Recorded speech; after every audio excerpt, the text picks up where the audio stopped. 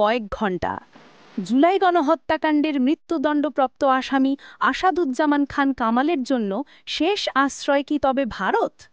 কলকাতার অন্ধকার থেকে তিনি কার কাছে জীবন ভিক্ষা চাইছেন এই পলাতক মন্ত্রী?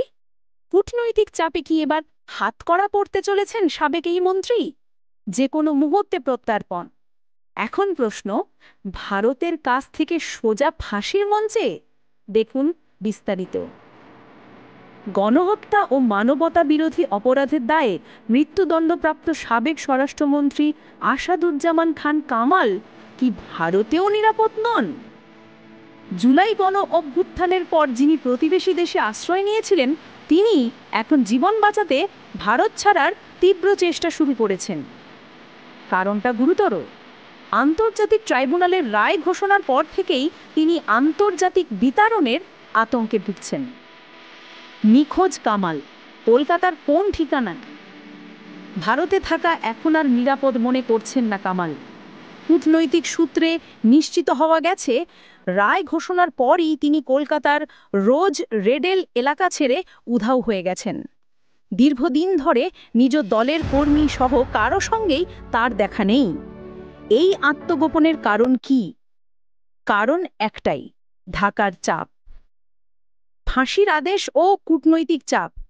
গত 17ই নভেম্বর সাবেক প্রধানমন্ত্রী শেখ হাসিনার সঙ্গে কামালকেও জুলাই গণহত্যা ও মানবতা বিরোধী অপরাধের দায়ে ফাঁসিতে ঝুলিয়ে মৃত্যুদণ্ড কার্যকর করার রায় দেন ট্রাইব্যুনাল। বাংলাদেশ সরকার ভারতের কাছে আনুষ্ঠানিক কূটনৈতিক চিঠি পাঠিয়েছে। চিঠিতে স্পষ্ট দাবি, 2 মৃত্যুদণ্ডপ্রাপ্ত আসামির প্রত্যর্পণ চাই। দিল্লি জানিয়েছে, অনুরোধটি গভীরভাবে পর্যালোচনা করা হচ্ছে, কিন্তু কামালের কাছে সময় নেই। জীবন বাঁচাতে ইউরোপের খোঁজে সাবেক মন্ত্রী।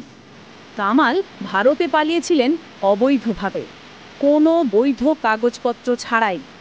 এখন তার সামনে একটাই পথ, যে দেশে মৃত্যুদণ্ড এর আইন নেই এমন দেশে পলায়ন। সাবেক স্বরাষ্ট্রমন্ত্রীর একটি ফোনালাপের সূত্রে জানা যায়, তিনি ঘনিষ্ঠজনকে বলেছেন, এখানেও নিরাপদ মনে করছি না, নতুন কোনো চিন্তা করতে হচ্ছে। প্রত্যর্পণ শুরু হবে কামালকে দিয়েই। প্রধান উপদেষ্টার প্রেস সচিব শফিকুল আলম দৃঢ় মন্তব্য করেছেন, প্রত্যর্পণের সূচনা হবে আসাদুজ্জামান খান কামালকে দিয়েই। এই অপরাধে জড়িতদের অবশ্যই বাংলাদেশের বিচার ব্যবস্থার মুখোমুখি হতে হবে। এখন প্রশ্ন, ভারত কি অন্য দেশে পালানোর আগেই কামালকে ঢাকার হাতে তুলে দেবে? অবশেষে গোটা বিশ্বের নজর এখন দিল্লির দিকে।